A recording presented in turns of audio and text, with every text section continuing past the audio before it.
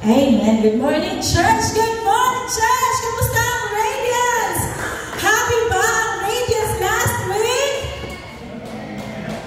Amen. Ang saya po na mixed emotions po tayo. Glory to God. At tayo po ay nasa panibagong linggo. So, meron po ba kayong alam sa mga bagong balitang nangyayari ngayon sa ating kapaligiran? Meron po ba kayong alam na nangyari? Ano po? Ano yun? Sino yung amen? Tita Ani, anong alam na bago? Okay.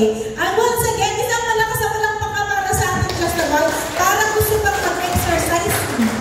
Gusto bang mag-exercise? Okay! Amen. Tayo po'y magsimula na. Meron po akong ibabahagi sa inyo na bagong findings po ng mga scientists o ng mga archaeologists. Recently po, last May 14, 2025, ito lang po nakaraang linggo, sabi po ng mga archaeologists, nakita po nila ang katunayan na meron nga pong Noah's Ark. O yun pong arko ni Noah, natagpuan po nila kung saan nagland, kung saan po dumaong. At ito po, actually po sa Biblia, ito po ay sinasabing dumaong sa Turkey. Diyan po yung Mountain of Ararat. Pero, ang mga Kristiyano naman po, hindi na nila kailangan ng scientific proof na nandyan nga ang ark dahil by faith, alam natin na nangyari talaga ang mga bagay na ito. Amen? This just proves na ang ating pananampalataya sa Panginoong Hesus at ang plano ng Panginoong Diyos ay totoo, tunay, nangyayari at patuloy na mangyayari. Amen? Palakpakan natin ang Panginoong Diyos. Hallelujah.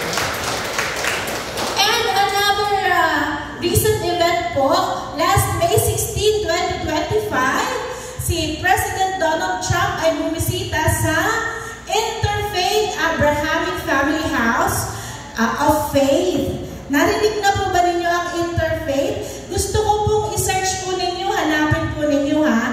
Ano ba itong interfaith? Is there such a thing as interfaith? Ano ang ibig sabihin ng interfaith? Ang ibig pong sabihin dito, ito po yung pinangunahan ni Pope Francis na bubuuin ang mga tao sa buong mundo, Hudyo, Katoliko, born again, Iglesia, Muslim, Buddhist, ay lahat po ay sasamba sa isang lugar na sumasamba sa isang Diyos na walang hindrance at may respeto sa isa't isa. Tama o mali? Mali. Dahil po, pero totoo pong nangyayari, ito ha, i-search po ninyo. Ang sabi po ng Panginoon, there is only one name whose salvation is given to. At yan ang pangalan ng Panginoong Jesus. Kung pupunta tayo sa isang lugar na puro idols, hindi po yan kalooban ng Panginoon. Gusto ko po ipakita itong video na to. Ito po ay sa Dubai located. Yan po yung Abrahamic House of Faith, Interfaith. Alam niyo po ba kung anong tawag dito? Ito po ang One World Religion. Amen. Naririnig niyo na po yan sa mga eschatologists. One World Currency, One World Religion, and One World Government. Kagaya po ng lagi natin sinasabi, we are so close. We are so close. Moving on, last May 14, nag-celebrate po ng 77th birthday ang bansang Israel. So they are 77 years old. This was a prophecy made by Isaiah in chapter 66 verse 8 na ang isang bansa ay ipapanganak sa isang araw lang. So, noong May 14, 1948, sila po ay ipinanganak at last May 14, sila ay 77 years old. Mind you, ang sabi po ni Moses sa Psalm ay sila po ay magkakaroon ng 70 to 80 years lamang. Kaya nga, ulitin natin, we are in the end times and we are living in the last seconds of the last days. Amen? Bakit kailangan pag-aralan ang mga balita tungkol sa Israel? Bakit ang Pilipinas hindi naman pinag-aaral kung kailan ang birthday? Ang sabi ng Panginoon in John chapter 4 verse 22, hindi ninyo kilala ang inyong sinasamba, ngunit kilala namin ang aming sinasamba, sapagkat ang kaligtasan ay nagmumula sa mga Hudyo. Amen? So, paano nagsimula ang kaligtasan sa mga Hudyo? As we have been always telling you, mayroong dalawang klase ng tao. Jews or ang mga Hudyo at ang Gentiles o ang mga hindi Hudyo. Sino ang mga Hudyo? Taas ang kamay. Wala. Very good. Sino ang mga Gentiles? Taas ang kamay. Yun. Tayo pong lahat ay Gentiles. Ngayon, saan pumapasok ang church? O saan pumapasok ang saints? O saan pumapasok ang believers? Ito po ay kapag ang Gentile ay nakakilala sa Panginoong Jesus, siya po ay nagiging bride of Christ, siya po ay nagiging church, siya po ay nagiging saint, siya po ay nagiging nagiging believing Gentile. Pero Gentile pa rin. Kaya tayo po ay tinatawag na church. Kaya kasi sabihin ng mga worship leader, come on church, di ba? Hindi po yan simbahan, tayo po yan. Amen? So, nagiging church tayo, nagiging saints tayo kapag tayo ay naniwala sa Panginoong Jesus. Amen? So, may dalawang kwento po, may kwento ang Hudyo, may kwento ang mga Hentil. At si Lord po, parehas niyang mahal ang dalawang ito, pero kailangan kumilala pareho sa pangalan ng Panginoong Jesus. Sobrang dami pong nangyayari sa panahon natin ngayon. Sa mga susunod na araw, pwede daw po natin i-expect na magkakaroon ng blackout sa iba't ibang panig ng mundo dahil po nagkaroon ng solar flare o nagkaroon po ng plasma ejection ang sun na po pwedeng mag-travel ilang araw at mararanasan natin yun sa pamamagitan ng blackout o kaya po yung parang yung interception o yung medyo interruption ng ating mga internet services. Last time, ano po yung huling vulkan na sumabog sa Pilipinas recently? Mount Canlaon. Canlaon. So, very active daw po ang mga vulkan ngayon. Kagaya nga po naman, nakikita naman na po natin yan eh. Very active ang volcanoes at marami pong nagiging lindol.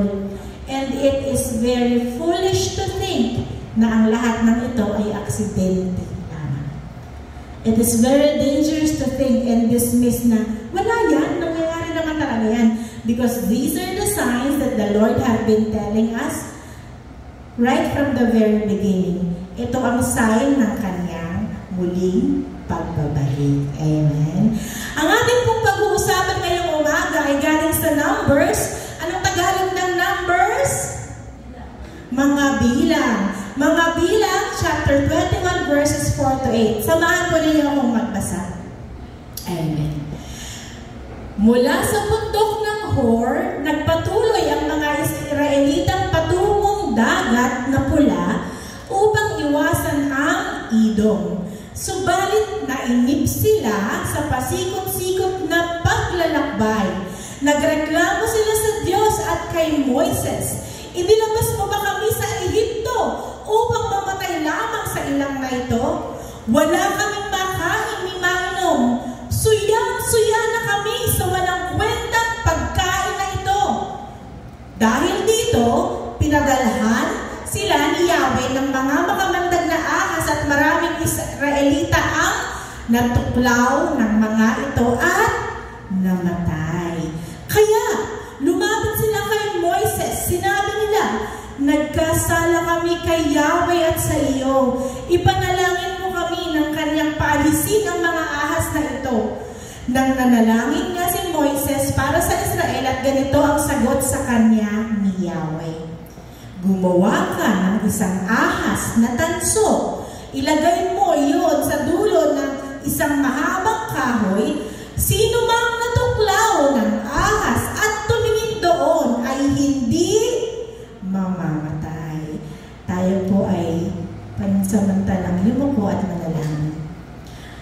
salamat po, Lord, sa salita mo, Panginoon.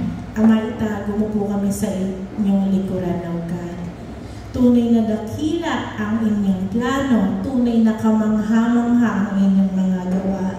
Bigyan niyo po kami, Lord God, ng knowledge, wisdom, and understanding upang ma-absorb at maintindihan namin at magamit namin ang bawat salita mo para po sa amin pong pagbabago, Panginoon Lord.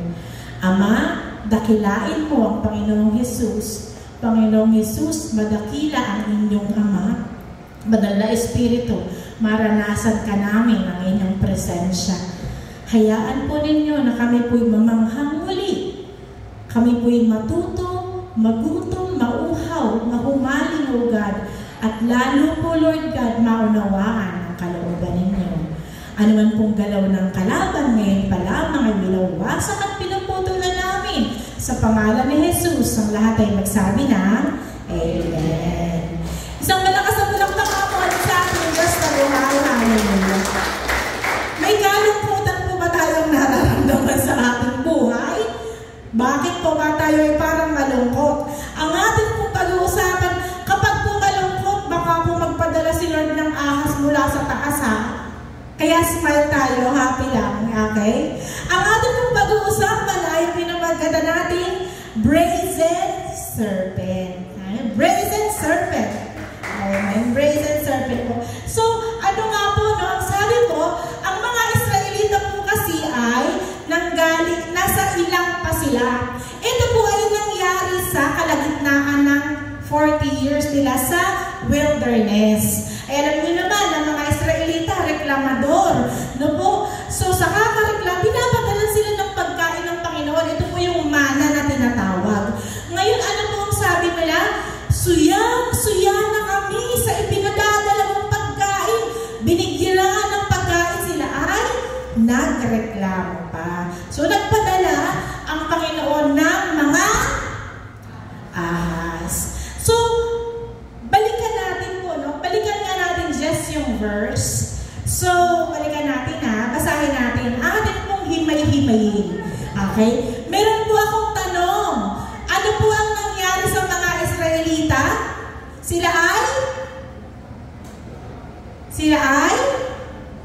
Sila ay nainip, sila ay nagreklamo, at sila ay sawang-sawa na.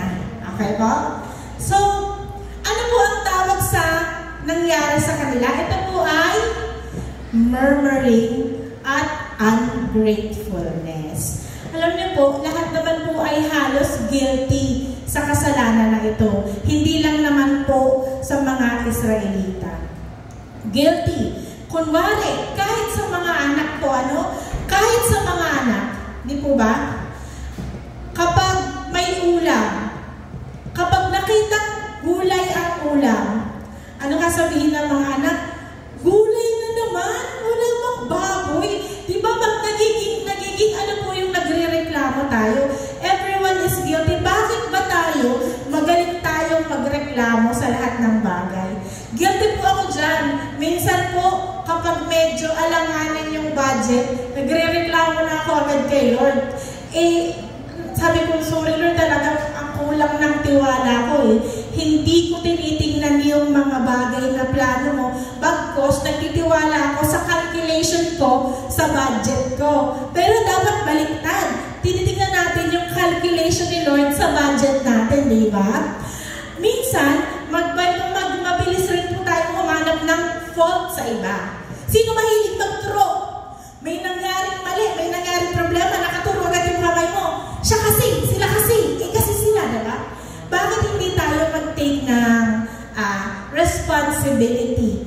Kasi alam niyo po ba na ang pagre-reklamo, kagaya ng nangyari sa mga Israelita, equals delayed blessing. Hindi po sila agad nakapasok sa promised land dahil po sila po ay naging reklamador. So, imbis na ilang taon lamang sila, ilang lamang po panahon ng paglalakbay nila, inabot sila ng 40 years. 40 years po, Isa pa, ito din po ay hindrance sa pagpasok ng ilan sa promised land. Oo, nakarating sila pero hindi lahat nakapasok. Bakit? Dahil po sa pagiging reklamador.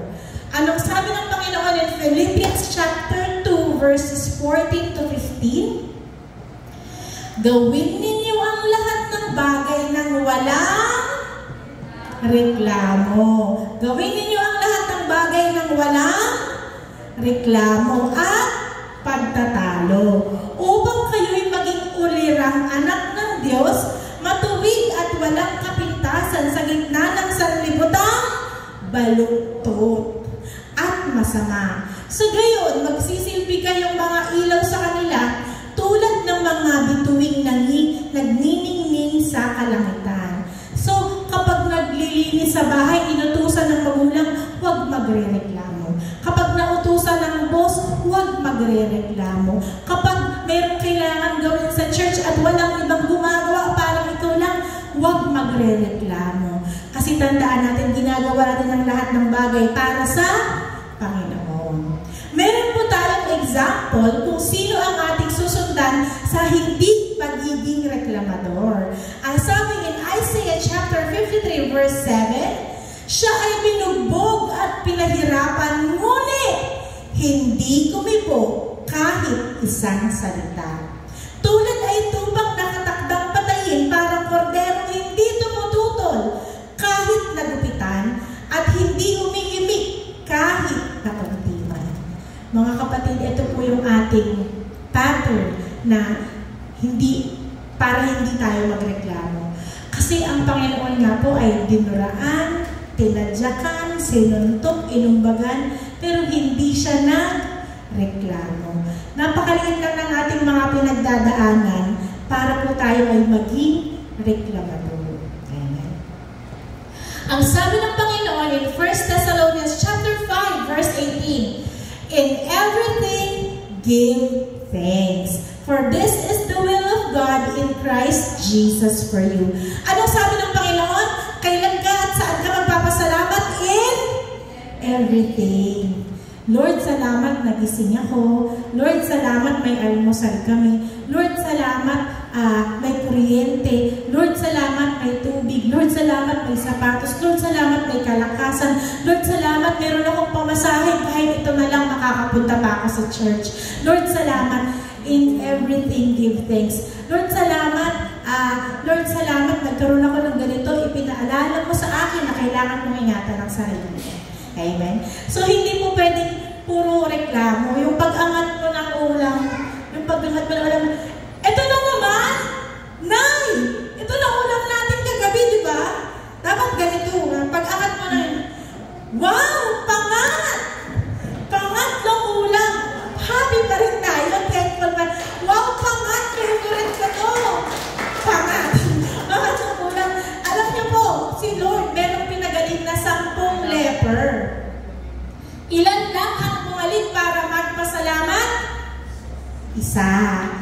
Bakit meron tayong ugali na ang damot natin magpasalamat? Na-bless ka, na-please ka, magpasalamat ka.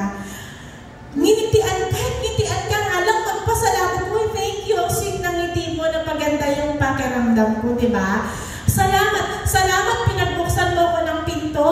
Salamat sa magandang mensahe. Salamat sa magandang treat. Salamat sa masarap na luto. Kumbaga po, gawin nating lifestyle ang pagpapasalamat. Huwag po tayong maging madamot sa pagpapasalamat. Hindi nyo alam kung paano nyo mapapasaya ang damdamin ng isang taong pinasalamatan nyo. Salamat sa effort, ha? Uy, April, Eliza, salamat. Angel, salamat. O salamat din ng Joshua, nababless kami. O salamat kayo kay Ate Girlie, salamat.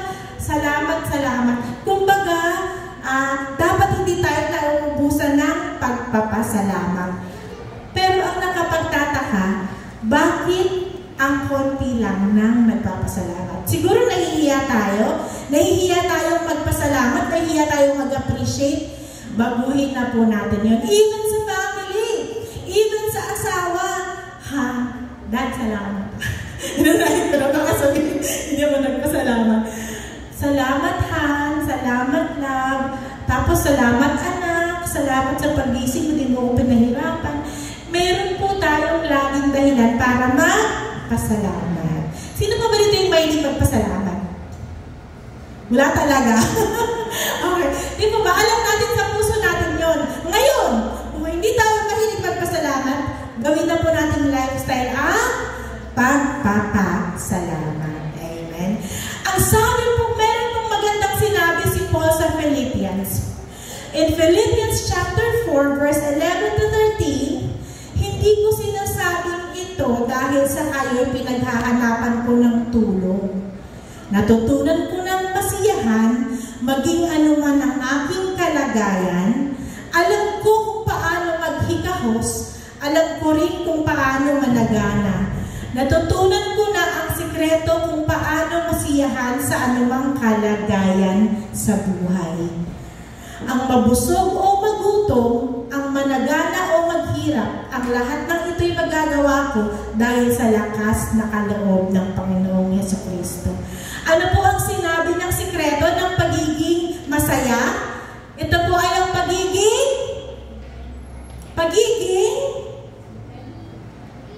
pagiging kontento. Amen. Marami tayong pangarap. Pero hindi naman po tayo pinipigilan ng Panginoon na makontento kung anong meron tayo ngayon. Kasi minsan, sa pagkagutom at pagkauhaw nating maabot yung ating pangarap, nakakalimutan natin yung mga simpleng bagay sa buhay. Dahil sobrang focus tayo sa ating pangarap. Di po ba? Ngayon po, napakaraming comparison. Punta ka sa social media. Ang dami mong comparison na makikita, di ba? Una, sa katawan. Bakit sila slim? Bakit ako hindi? Bakit sila ang puti? Bakit ako hindi? Diba, well? Bakit yung asawa niya bigay ng flower? Itong asawa ko hindi man lang mabigyan kahit dahon ng gulay. Tapos anong mangyayari? Magagalit ka na sa asawa mo kasi na-i-compare. Ganun po yung comparison. Kaya po, hindi siya nakakatulong. Okay? So, minsan po pati yung pera, ang sabi nga po ng aking sister-in-law, hindi mo naman kasi pwedeng i-judge yung mga tao sa ipinopost nila sa social media. Bakit? Hindi mo naman alam kung ano yung nasa likod ng kwento na yun. Ikaw naman, yung gitera ka, nakita mo may flower na binigay kay Mrs. Ikaw ay hindi ka binigyan, nagalit ka na kay Mr. Diba? Hindi mo alam, ginawa pa ng kasalanan kung bakit siya binigyan ng flower, diba? Kasi ganun nga mga una. Ganun nga mga babae, di po ba? Kaya nga, ito po yung tunay na dahilan kung bakit ako tumigil mag-Facebook at mag-social media. Meron na po akong 10 years hindi nag-Facebook at social media. Kasi nga po, naramdaman ko na hindi ako nagiging thankful kay Lord sa blessing na yun na ipagkakaloob niya. Right from the very beginning, sinabi ko sa sarili ko, family ang priority ko. Pangalawa lang ang pag-aaral. So, ngayon, kapag nakikita ko yung mga friends ko sa social media na, hala, MB, MPC, MBA, DH, hala, sabi ko, haba na ng mga narating nila. Pero, sila naman, hindi nila prioritize yung family. Ibig sabihin, meron nga silang title, pero yun yung priority nila, yun yung na-achieve nila. Ako naman po, ang priority ko, family, yun naman yung binigay ni Lord sa akin. Kaya po ang ginagawa ko, tinutugtong ko, Maharlika Aikapa, MD, Ray Denson, Matthew Denson, yung anak ko na lang ang tinutugtong ko sa pangalan ko. Hindi man ako subspecialize, masaya ako sa binigay ng Panginoon sa akin. Ayoko na nananakawan pa ako ng demonyo na blessed ka na nga, grabe naman yan. Tapos, nalulungkot pa rin ako dahil naiingit pa rin ako. Kaya po, tinigilan ko ang social media and I felt better. Hindi ko na po nararamdaman ng mga bagay. Kasi human nature po yun, di ba? Sino ba naman ang hindi nakakaramdam nun, di po ba? So the best way is to avoid it. Kaya pasensya na po sa mga nag-friend request sa akin, hindi po talaga ako nag-Facebook o social media. Okay? So imbis na masaya ka, parang naawa ka pa sa sarili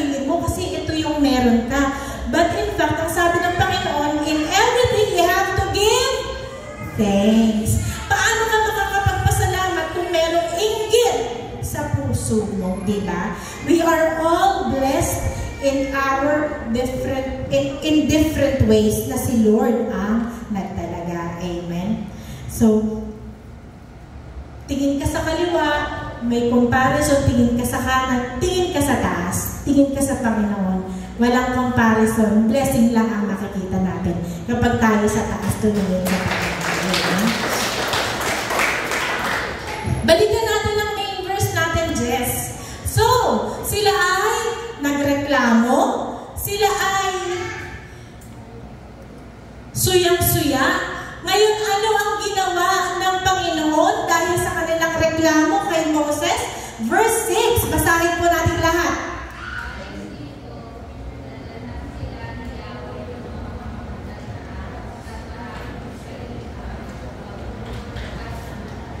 Amen. Salamat, Jess. So, tingnan niyo po ha, meron agad punishment. Amen. Meron agad punishment. Ang Diyos po ay nagpapunish. Ang Diyos po ay nagpaparusa. Ang sabi po in Nahum chapter 1 verse 3, the Lord is slow to anger and great in power, and will not at all act with the wicked. The Lord has His way in the whirlwind and in the storm, and the clouds are the dust of His feet.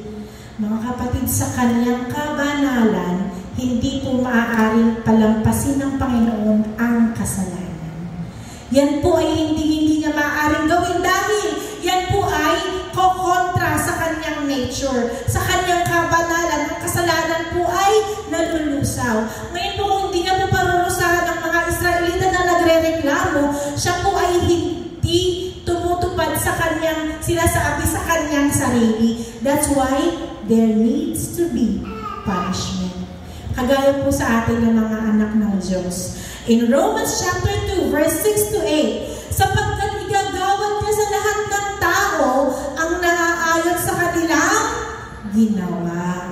Buhay na walang hanggan ang ibibigay niya sa mga taong nagpapatuloy sa paggawa ng mabuti at naghahangad ng karangalan, kadakilaan at kawalang kamatayan. Ngunit matinding galit at puot ang sasapitin ng mga taong makasarili at ayaw sumunod sa katotohanan kung hindi sumusunod sa kasamaan. Sin will not go unpunished.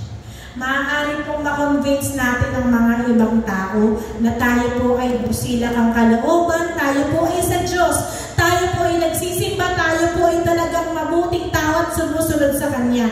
But God is not mocked. Hindi siya nagkakamali na, ay, oo nga, may ganito palang kasalanan si Arlene, hindi ko napansin. Hindi po yun obra. Ang lahat po ng karamihan ng puso at isip ko, batid po ng Panginoon. At ang lahat po ng ginawa ko na hindi po para sa kaluwalhatian niya, batid rin ng Panginoon. Kung meron pong ginagawa ang ako na sinasabi kong para sa Panginoon, si Lord lang ang makapagsasabi kung tunay, busilak o dalisay. Hindi po tayo nadadala sa mga pakitang tao, lalo't higit ang Panginoon. Amen. Ang Panginoon po ay banal at kailangan po niyang magbigay ng parusa. So, nagreklamo, pinarusahan. Balikan natin yung main verse natin, Jess. Ang sabi po, dahil na sa kanilang pinadala sila ng makamandag na ahas, lahat sila ay natuklaw at ito ay namatay. Verse 7, kaya lumapit sila kay Moises, sinabi nila, nagkasala kami kay Yahweh at sa iyo. Ipanalangin mo kami na kanyang paalisin ang mga ahas na ito. So, anong ginawa nila? Sila po ay lumapit kay Moses para po sila ay ipanalangin. Bakit kaya hindi na lang sila ang nanalangin? No po? Hindi po ba natin naisip, ba't hindi na lang sila ang nanalangin? Kasi, di ba, sabi po, nung nagreklamo sila, pinadalahan ng Panginoon ng mga ahas na nalalaglag. Tapos po, bigla silang tinutuklaw. Siguro naman nga talaga, kung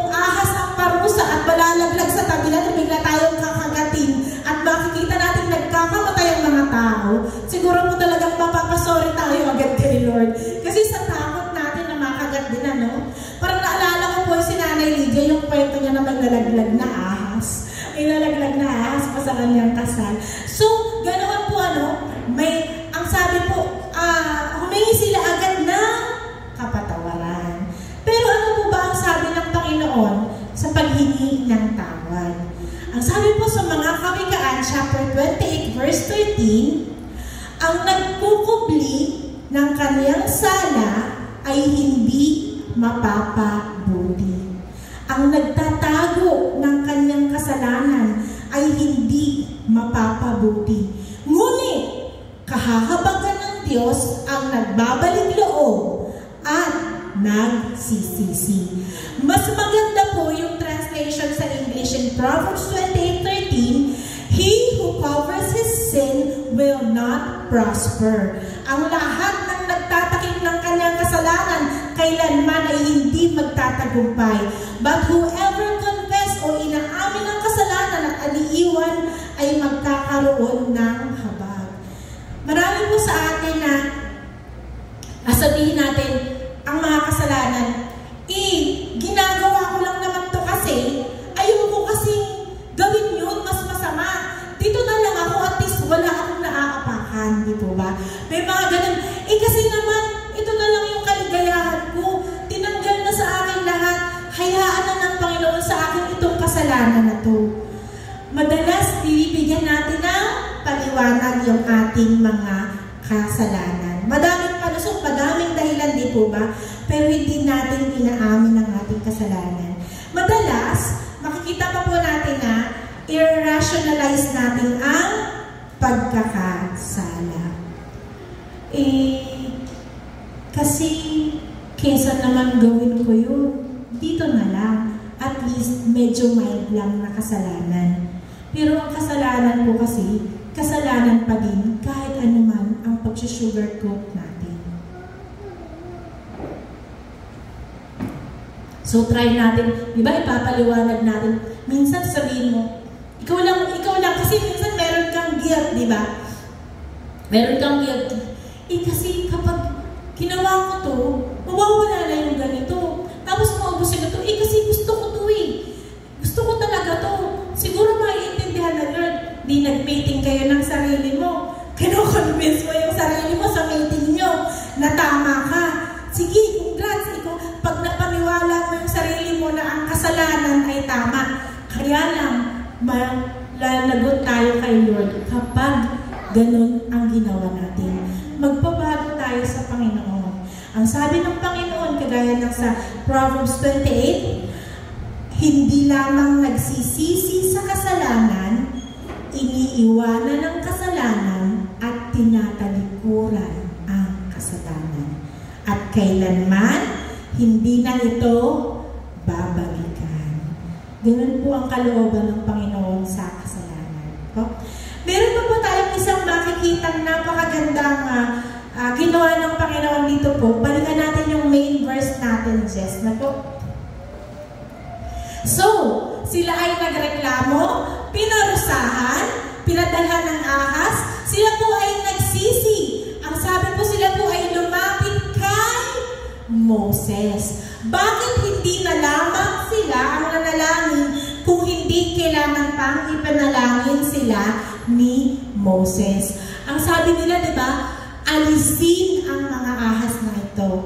In James chapter 5, verse 16, confess your trespasses to one another and pray for one another that you may be healed. Sabihin natin ang ating mga problema at ang mga kasalanan sa isa't isa that we may be healed. The effective, fervent prayer of a righteous man avails much. Ang epektibong, marubduban, masidhing, masigasig na panalangin ng isang taong makatuwiran, maraming nagagawa. Kaya po sila lumapit kay Moses para po sila ay ipag-intercede. Yun po ang kapangyarihan ng intercession. Dahil kung sakali lang po na sa mga Israelita lang, baka hindi po dahil wala ang pabor ng Panginoon, dahil nga po sila ay pinaparusahan. So, question, paano nagiging righteous ang Di ba? Ang sabi niya, the effective, fervent prayer of a righteous man avails much. Maraming nagagawa ang isang taong makatuwiran. Paano? Kasi po, ang righteousness po niya ay nagmumula sa Panginoon. Si Abraham, si Moses, si Noah, they were called righteous by the Lord, not because they were perfect, but because they have faith in God. So, it is through faith na magiging righteous po ang isang tao. Hindi ka righteous dahil mabait, magaling, mapagbigay, o mapagpasensya ka. You will be righteous only if the righteousness of Jesus Christ is imputed upon you by faith. Ganun po ang righteousness. That's why, kapag tinanong tayo kung righteous ba tayo, we can say, I am righteous by the righteousness of the Lord. Kasi iba yung makatuwiran ako. Hindi naman ikaw makatuwiran dahil tayo ay masama at puno ng kasalanan. But our righteousness comes from Jesus Christ. Ngayon, anong sabi ng Panginoon? Ang epektibo at marugtuban at masigasig na panalangin ng isang matuwid na tao ay maraming nagagawa. Kaya, kung pwede tayong lahat manalangin sa Panginoon, kung ano man ang mga petitions natin, dahil tayo ay masasabi natin righteous because of Jesus Christ. Amen. Meron pong isang panalangin sa babad na blessed ako na after na pong makipag-pray at mabasa, ay naiyak po ako. Kung sino pong mga naka-attend ng babad dito? Amen. So, ito po yung panalangin niya. Sabi niya, nung hindi ko pa nakikilala ang Panginoon, panalangin kong yumaman at yumaman lahat ng mga mahal ko sa buhay. Ngayong nakilala ko na ang Panginoon, ang panalangin ko makakilala ng ang mga mahal ko sa buhay kagaya ng pagkakakilala ko sa Panginoon. Amen. Only God can transform our intentions and motives. Hindi naman niya sinabing ayaw niyang yumaman, pero ang naging priority niya ngayon is makakilala ang kanyang mga mahal sa buhay. That is the power of transformation only Jesus Christ can give. Amen. Yun po ang kayang gawin ng panalangin. Nakaka-bless po kasi madaming maghihingi ng mga material things, maraming hihingi ng mga ng bagay, pero po may mga tao ang pinananalangin po at ang pinakamahalaga ay kaligtasan man din ng mga mahal nila sa buhay. Amen. So napakarami po, alam niyo po napakarami pong answered prayer sa tagapamagitan. Kung gusto niyo pong lalong makilala si Lord, lalo na po yung mga mommies na free naman, kapag po Thursday, 5:30 p.m., punta po kayo dito sa church para po tayo ay makapanalangin para sa ating, hindi lang sa pamilya, pati po sa bayan, pati po sa pati asawa ko ipapanalangin natin, pati mga ibang bansa, pati lahat ipinapanalangin. At alam niyo po, blessed na blessed po kami na talaga pong ibinibigay ni Lord ang mga ipinapanalangin sa tagapamagitan. Sobrang dami para isa-isahin ko na po. Amen? Kaya po, we are inviting everyone na umattend ng tagapamagitan. Okay po, balikan natin, Jess, ang ating main verse. Sabi po, di ba? Okay, babalikan natin. Sila ay nainip, nagreklamo, suyak-suya, pinadalhan ng ahas as punishment, nagsisi, lumapit kay Moses. Ipinanalangin sila ni Moses. Nanalangin si Moses at ang ginawa ni Lord, siya ay sumagot. Ang sabi po ng Panginoon, gumawa ka ng isang ahas na tanso, ilagay mo iyon sa dulo ng isang mahabang kahoy. Sino mang natuklaw ng ahas at tumingin doon ay hindi mamamatay. Meron po agad kasagutan ng Panginoon sa panalangin ng reklamador niyang mga anak. Di po ba? Meron agad kapatawaran na iginawad ng Panginoon para sa kanila. In Micah chapter 7 verse 18, tingnan po natin kung gaano magpatawad ang Panginoon. Wala nang ibang Diyos na tulad mo, O Yahweh. Pinapatawad mo ang mga kasalanan ng mga nakaligtas sa bayan mong pinili. Hindi nananatili ang iyong galit magpakailanman. Sa halip ay ipinadarama mo sa kanila ang tapat mong pag-ibig. Muli mo kaming kaawaan. Tapakan mo ang aming mga kasalanan at ihagis sa kalaliman ng dagat. Ganyan po magpatawad ang Panginoon. Kinakalimutan po niya, itinatapon, inihahagis sa kalaliman ng dagat. Only if we really seek forgiveness, we repent, at tumalikod tayo sa kasalanan. Ganyan po niya kayang burahin ang ating mga kasalanan. At ano po ang sabi niya? Agad-agad at agad-agad ay nagpapatawad ang Panginoon. Pwede po natin isipin na sana tinanggal na lamang ng Panginoon ang ahas. Tama po? Diba ang sabi ng mga Israelita, ipanalangin mo kami kay Yahweh, tanggalin ang mga ahas na ito. Pero hindi sinunod din ng Panginoon. Hindi po ba? Kasi po ang kasalanan laging merong consequences. Hindi po niya tinanggal ang ahas dahil kailangan ma-appreciate nila na merong buhay at kamatayan. Ano po ang sabi ng Panginoon? Tumingin lamang sila sa tansong ahas, sila ay hindi mamamatay. Kaya po, ang buhay po ay matatamo nila sa pagtingin sa ahas. Nandoon pa rin ang ahas. Pwede pa rin po silang tuklawin, o pwede po pa rin silang mamatay. But now, they have the option to look at the brazen serpent doon sa pole para hindi sila mamatay. Kagaya po ng ating mga buhay dito. Marami po tayong mga problem, marami po tayong mga pinagdadaanan. Hindi naman po tinanggal ni Lord yung mga bagay na yun, di po ba? Hindi naman niya sinabi kung pinangako na magiging madali ang buhay ng bawat Kristiyano. In fact, sinabi niya magkakaroon talaga ng tribulation. Pero, ipinangako niya na hindi niya tayo iiwanan o hindi niya tayo bibiguin minsan.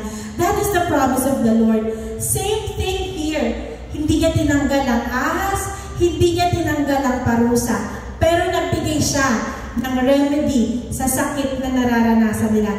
And that is ang pagtingin sa brazen serpent. So, marami na nga pong Israelita ang namatay, marami na ang natuklaw, pero marami na rin po ang nabuhay dahil po sa pagtingin nila sa tansong ahas. There's another point na kailangan natin tingnan dito. Nakakatuwa po ang kwento na to dahil para na po siyang buong kwento ng Panginoon.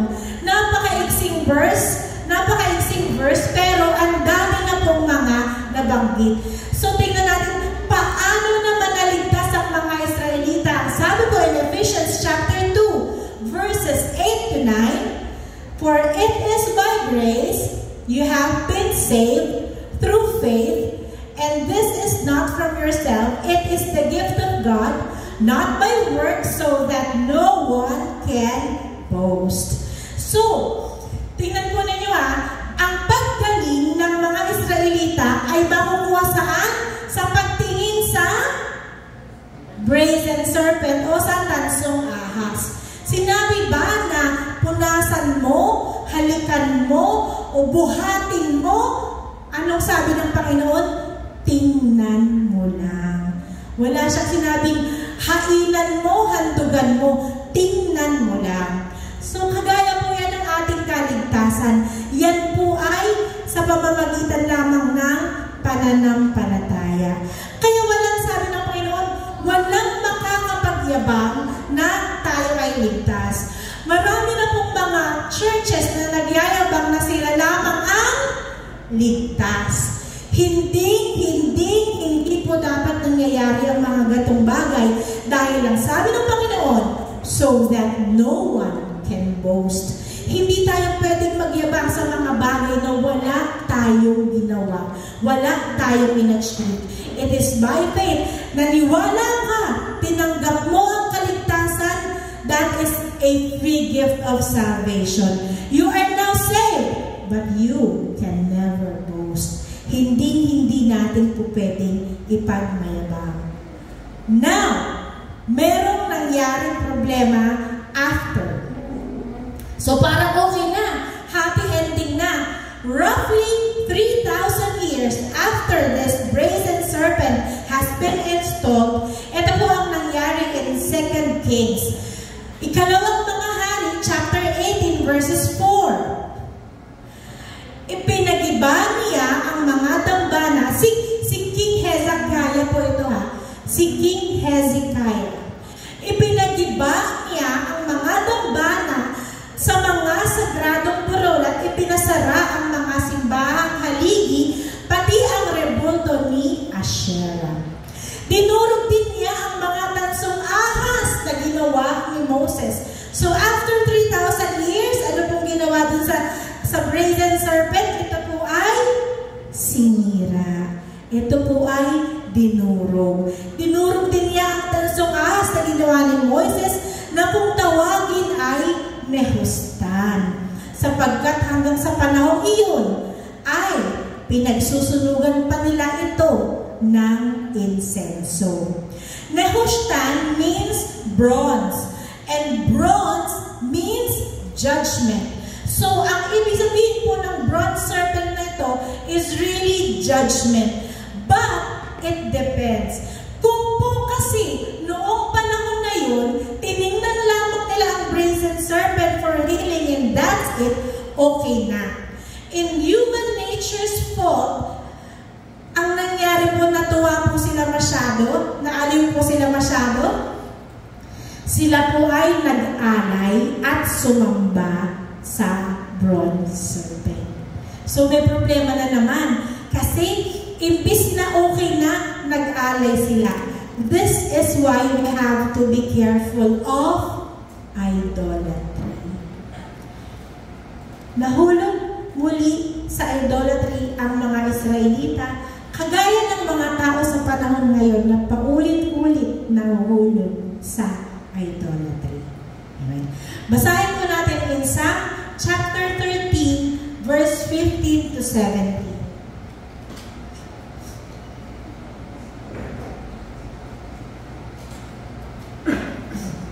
The idols of the nations are silver and gold, the work of men's hands, the work of men's hands. They have mouth, but they do not speak. They have eyes, but they do not see. They have ears, but they do not hear. Nor there is any breath in their mouth. Ang sabi po ng Panginoon dito, ang kanilang mga idolo ay ginto at pilak na gawa ng kanilang kamay. Meron silang bibig, pero hindi sila nakapagsasalita. Meron silang tenga, pero hindi sila nakaririnig. Meron silang bibig, pero hindi sila nakakahinga. Ito po ang mga nililok na imahe ng mga panahon ng Israelita. And isn't it interesting na hanggang ngayon, naglililok pa rin po ng mga imahe ang tao to worship and to give adoration. Ako po ay Sagrado Katoliko for 30 years. Kaya hindi po madali sa akin ang mga pagbabago na naranasan ko at hindi ko rin po sukat akalain na ako po ay makakapagsalita at makakapag-preach ng salita ng Diyos dahil nga po ako ay isang deboto ng Birhen Maria. Marami po akong collection ng rosaryo. Sino may collection ng rosaryo? Marami po akong collection ng rosaryo, marami po akong collection ng panalangin, marami po akong collection ng picture ng mga religyosa. So, religyosa po ako. Pero po, dati po, madalas akong na-offend sa mga born-again Christian. Kasi, sabihin ba naman, sama ka sa amin, kami lang ang ligtas. Hindi ka maligtas pag dyan ka. Masakit sa tenga, di ba? Hindi po ako nahihikayat, hindi po ako nababless. Instead, na-offend ako at nagagalit ako. Ang tingin ko sa mga born-again Christian dati, mayabang. Pero, iba-iba po pala kasi ang tao. Hindi natin pwedeng idamay ang Panginoon sa ugali at style ng tao. Amen? So, kung meron akong isang tip na maibibigay sa mga confused pa kung ano ang katotohanan, isa lamang po ang masasabi ko. Basahin po ninyo ang Biblia.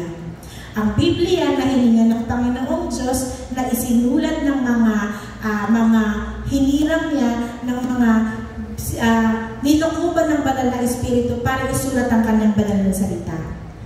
Kapag po wala sa Biblia, hindi po natin dapat ginagawa. Amen? So, para hindi tayo mag-fall into idolatry, read the Bible and the truth shall set us free. Amen? Papalayain tayo ng Biblia. Huwag tayong ma-offend.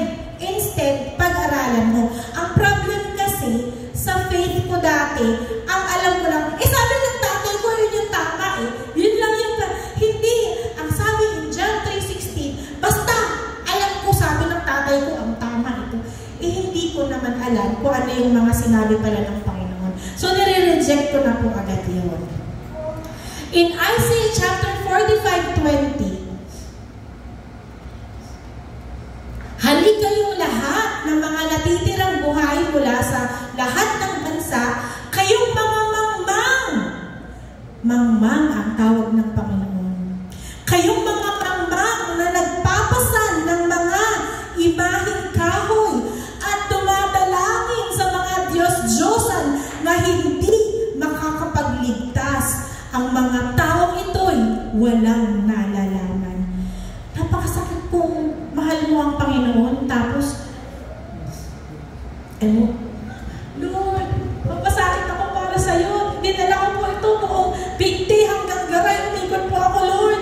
Tapos, ang tawag lang pala sa'yo ng Panginoon, Mangma, nagkakalyo-kalyo ka sa kakalakad, pawis na pawis ka sa kakabitbit, pero yun pala, mangmang lang sa Panginoon. Kaya wag nating sayangin ang ating mga effort sa Panginoon. Meron pong pamantayan ng Panginoon kung paano siya gustong sambahin sa Espiritu at katotohanan. Amen? Nasasaklaw po ang first and second commandment na idolatry. Ano ang first commandment? Ano ang first commandment? Ang first commandment po ay, you shall have no other God before me. Okay? So, ang ibig sabihin, yan po ay sakop na idolatry. What is the next commandment? The next commandment is, you shall not make idols. So, number 1 and number 2, sakop ng idolatry. Ang ibig sabihin, mahalaga sa Diyos na maunawaan natin, He hates idolatry. Mahal mo man ang Panginoon, pero mali ang ginagawa natin pagpupuri sa Kanya, He will hate us and everything will just go to waste.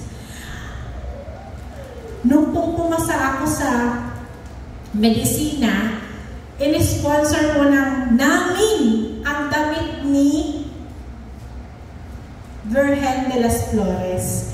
So, ano po yan, every 6 a.m. nagpupunta po kami doon. Tapos po, nung pumasa po ako ng board exam, in-sponsor po ng aking mga magulang. Kasi mahal nga namin ang Panginoon at kami ay nagpapasalamat sa Panginoon. But unknowingly, hindi pala na-appreciate ng Panginoon ang aming ginawa. So, pinadamitan namin yung Virgen de las Flores. Most likely, iba na ang damit niya ngayon. Hindi ko na po alam. So sabi pa nga nila, ikaw, pumasa ka, dyan, yan ang nagpapasa sa'yo, tapos ngayon, tinalikuran mo. Hindi naman po siya nagpapasa sa akin, kundi ang Diyos na buhay. Amen. Kaya po, imbis na magalit ang Panginoon, tsak na natuwa ka po yun kasi tumalikod po ako doon sa idolatry. Alam niyo po, very, very common ang idolatry ngayong panahon natin. One example po, sa medicine, meron din po idolatry. At just balikan mo nga yung brazen serpent, please. Yung picture ng brazen serpent. So, tingnan po ninyo yung brazen serpent, yan ang itsura niya. Hindi po ba familiar sa mga nasa medical field kung ano po ang brazen serpent? Tingnan niyo po, sa caduceus, ito po yung sign ng mga doktor, sa caduceus, ay serpent din po. At saan po makikita ang caduceus? Nasa belly ni Baphomet. Sino po si Baphomet? Si Satan. Huwag po kayong magtaka, huwag po kayong masyak. Talaga po ang pharmakia o ang panggagamot ay gagamitin ng kalaban to deceive.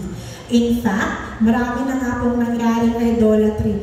Minsan, nasabihin ng pasyente ko, Dok, galing na anak ko. Nakita ka lang, galing na. Ay, huwag ganyan. Idolatry yan. Hindi si Lord lang ang nagpapagaling. Di ba meron gano'n ng mga magulang? Ito, hiyang na hiyang tong anak ko sa doktor na to. Makita lang niya, galing na. So, parang naiisip, parang gano'n eh. Parang merong allusion na pinagaling dahil nakita yung doktor, di ba? Tandaan po natin, wala pa namang doktor ng panahon noon, pero gumagaling ang mga tao. Sino ang great healer?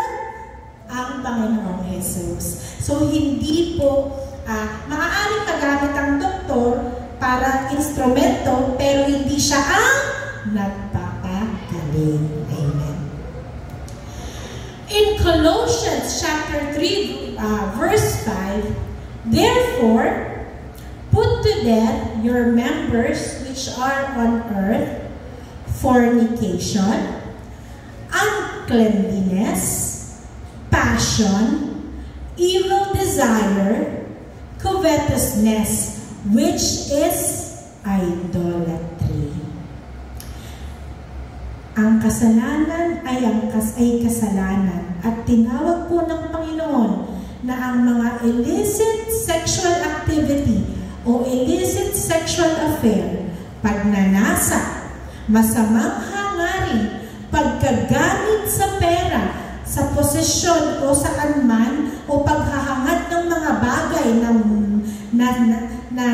nagbebelong sa iba is idolatry. Bakit tatawagin ng Panginoon na idolatry ang mga bagay na ito? Dahil madalas pinapangunahan ang buhay natin ng mga bagay na ito. Idolatry comes in many, many, many forms. Hindi lamang po pagsamba sa Diyos-Diyosan ng idolatry. Mas delikado pa nga yung idolatry na hindi natin nakikita.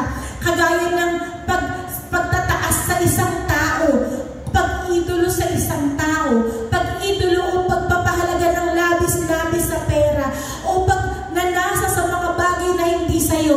All of these things are idolatry. At kaya tayo nagkakaroon ng problema madalas. It's because of idolatry. In 1 Corinthians chapter 10 verse 14, ang sabi ng Panginoon, therefore, my beloved, flee from idolatry. Ang ibig sabihin ng flee, tumakbo ka, takasan mo with all your strength and with all your might, na parang may padating na baha, na lalamunin ka. Flee, run for your life.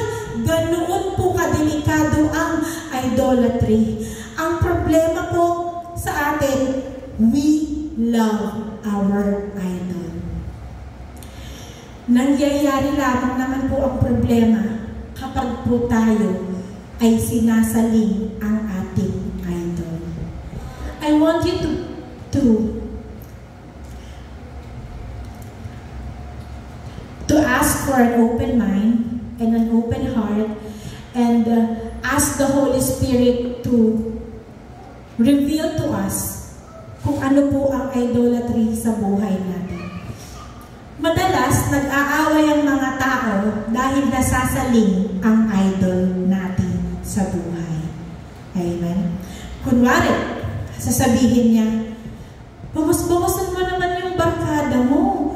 Kadalit mo na lang, lumalabas kayo. Tayo mong family, hindi tayo lumalabas masyado. Yun na lang ako nakakapag-relax, yun na lang ako nakakapag-unwind. Bakit ba lagi mo dinasalan yung barkada ko? Hindi mo alam, idol mo na pala yung barkada mo. Kaya nagiging pag-aaway. Bawas-bawasan mo naman yung cellphone mo. Lahat na lang ng oras sa buhay mo, inubos mo sa cellphone mo. Bakit pa tinitignan mo yung cellphone ko? Marami naman ako nagagawa sa bahay. Nagagalit tayo kasi idol natin yun. Ginagalaw siya eh. Kasi kung sa totoo lang, hindi natin idol yun, madali namang sabihin, o sige Han, hindi na ako lalabas. Sasabihin ko sa barkada ko, kahit na siguro once a year na lang o twice a year kami magkita, papayag ka. Bakit? Hindi mo siya idol eh. Hindi siya napakahalaga sa buhay mo. O sige Han, hindi na ako magsa-cellphone masyado. Bibigyan ko ng time. Kasi makikinig ako sa iyo kasi tama yung sinasabi mo. Kasi hindi naman po tayo pagsasabihan sa mga bagay na mabubuti. Sabihin mo, anak, tigilan mo na ang kakaaral kasi highest honor ka na. Baka lumagpas ka, anak, tama na. Sasawayin ka ba ng magulang mo kapag highest honor ka? Hindi ba sasabihin, anak, I'm proud of you, pagpatuloy mo yan. Sinasaway lang tayo kapag tayo ay hindi nakakagawa ng mga maayos na bagay. At nagagalit tayo most of the time kapag ginagalaw o kinakanti ang idol na ipinapahalagahan natin. Isipin natin kung ano yung mga bagay na hindi natin kayang i-give up. Mga bagay na idol natin, super halaga, na nagiging cause siya ng pagtatalo lagi kasi ipinagtatanggol natin yung idol natin sa buhay natin. Why don't you give it up para malaman mo kung tunay nga bang si Lord ang una sa'yo o yung idol mo? Why don't you listen for once? Malaman mo kung ano ba talaga ang kalooban ng Panginoon sa buhay mo. Kasi hindi loloobin ng Panginoon na maging mapahamak o mapariwarak tayo. We have our own idol in our life. And yes, dreams, money, popularity, fame, body image, cell phone, friends, husband, children, church, even po ang pulpit, pwede pong magkaroon ng idolatry. Paano? Nagiging focused ang pastor sa kagalingan niya, nagiging focused ang preacher kung paano niya nadala, forsaking the fact na napagtagumpayan lang namin yun dahil sa biyaya ng Panginoon. Ang isang overseer, pwede niyang maging idol ang number sa church. Mayabang kami kasi ang dami namin. Pero uulitin namin sa inyo, aanin natin ang number kung lahat tayo peking Kristiyano. Mas mabuti pang konti tayo basta tayong lahat ay tunay na binago ng Panginoon. Aanin natin ang mga bagay na yan. Kung tayo naman lahat ay sabay-sabay mapapahamak. Amen? Be careful. Idolatry come in many forms. Napakagaling pong magtago ng demonyo ng kanyang pag-ilinlan. We will give time this morning para isipin natin yung mga idol natin sa buhay.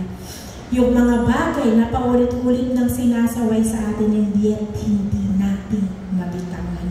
Kasi kailangan ko to, kasi ito lang naman, kasi ito naman ang ano, kasi okay na to kaysa yung tama na ang pagtatanggol sa ating idol. Huwag na nating hantayin na magpababa ang Panginoon ng ahas para tayo ay sakmali. Hindi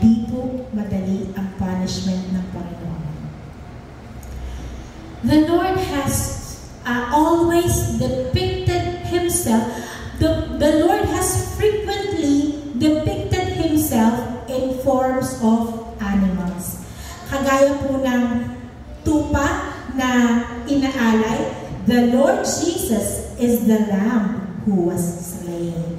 Siya po ang inialay na tupa.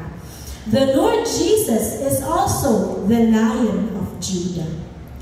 The Lord Jesus described himself also as a crimson worm, depicting the life of a crimson worm na kagaya ng kanyang buhay. And this time, the Lord Jesus is the brazen serpent. The Lord Jesus is the brazen serpent. 4,000 years apart o 4,000 taon na magkahiwalay, binanggit ng Panginoong Yesus si Moses na nagdalaga ng brazen serpent. Ang sabi in John chapter 3 verse 14, wala bang sino mang umakyat sa langit kundi ang bumaba mula sa langit, ang anak ng tao.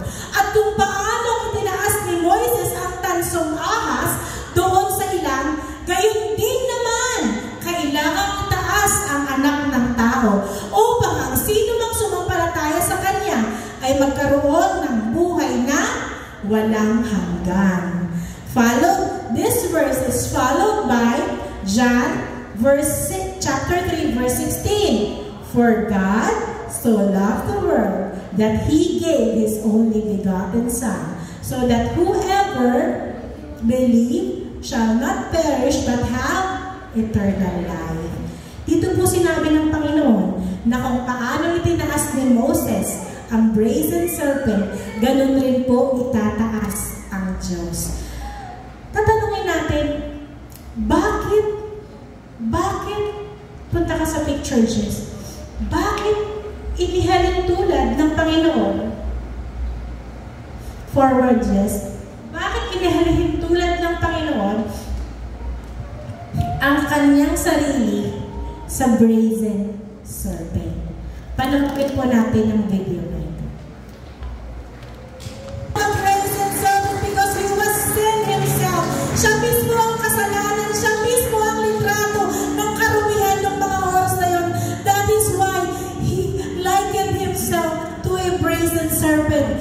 In 2 Corinthians chapter 5:21, he made him who knew no sin to be sin for us, that we might become the righteousness of God in Him. Kailangan niyang ibigay yung brazen serpent as a picture of Himself to show that at that time na nasa krus siya, He was sin Himself. At ang lahat ng kasalanan natin ay kinuha na niya so that righteousness can be imputed upon us. There was a great exchange that time. Your sin going to the cross, our sin going to the cross, and His righteousness going down to each and every one of us. Ang sabi ng Panginoon, at kung ako'y maitaas na, ilalapit ko sa sarili ko ang lahat ng tao. Naitaas na ang Panginoon at inilapit na niya ang sarili niya sa atin. Every time we look at the cross, hindi ito kwentong kutsero. Hindi ito emotional drama na pinagdadaanan natin every Sunday. This is a fact. This happened. This is documented. This has been prophesied. And our faith rests on these actions. Our faith, our salvation rests on these verses. Ang mga pangyayari nito ay tunay na nangyari. At kasabay ng pagkakapako ng kasalanan, nandun na lahat ang galit natin, kinuha na niya. Nandun na lahat ang mga kalaswaan, kinuha na niya. Nandun na lahat ang pagkagaling sa lahat ng bagay, kinuha na niya. Nandun na lahat ang mga karamdaman at sakit, kinuha na niya. Nandun na lahat ang mga itinagay ng kalaban, idolatry, paggawa ng masama,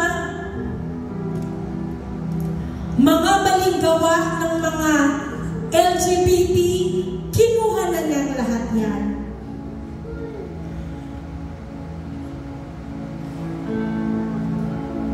Are we willing to let go of our idols in our lives?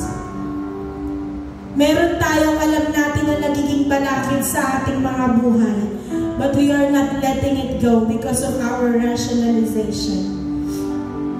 Ipinaliliwanag natin sa ating sarili at sa ating mga mahal sa buhay na tama ang ginagawa natin kahit sa mata ng Diyos, mali talaga. Are we willing to look at that brazen serpent and admit na nagkaroon ng ating kasalanan? Are we willing to look at that brazen serpent at aminin sa ating sarili, yun ako at nasa krus siya dahil sa akin? The brazen serpent reminds us that it is finished. Kaya wala na pong karapatan ang mga pagpapasakit ng demonyo, ang pagtotorment, ang pagtotorture niya sa buhay natin. Are we willing to let go of our idol? Pwede mong idol ang anak mo. Sobrang bilib ka sa anak mo. Proud na proud ka sa anak mo. Nakakalimutan mo na biyaya siya ng Panginoon at Panginoon ang dapat gawan natin. Proud na proud tayo sa na-achieve ng mga mahal natin sa buhay, mga property na na-acquire. Nakakalimutan natin na si Lord ang dapat purihin. Proud tayo sa mga na-achieve natin, pero nakakalimutan natin itaas ang Panginoon sa buhay natin. Madalas iisipin ng tao, plastic mo naman, puro ka Lord, Lord. Pero si Lord lang ang nakakaalam ng tunay na damdamin natin.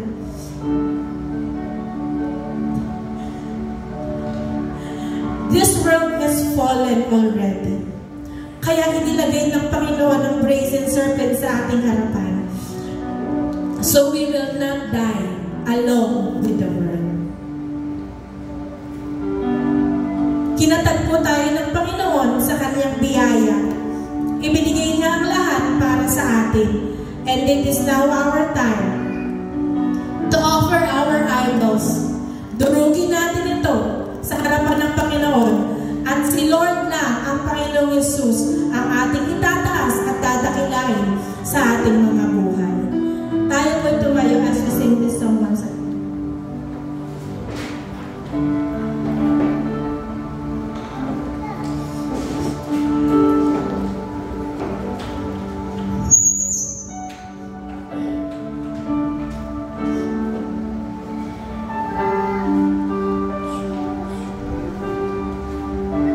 Kanina po sinabi ko na isusuko natin, iisipin natin ang ating mga idol at tudurugin po natin yan sa harapan ng Panginoon. Kapatid, it is between you and the Lord. Hindi natin pwedeng pilitin, hindi natin po pwedeng i-force ang pagsuko na ito. There is struggle and there is strife madalas sa atin because we keep an idol we do not want to let go. Kung ano man yon, ikaw at si Lord lamang ang nakakaalam. Do not let this idol be a hindrance to your relationship. Do not let this idol be a hindrance to the saving grace of Jesus Christ. Because sin is sin, idolatry is sin, and Jesus will never tolerate idolatry.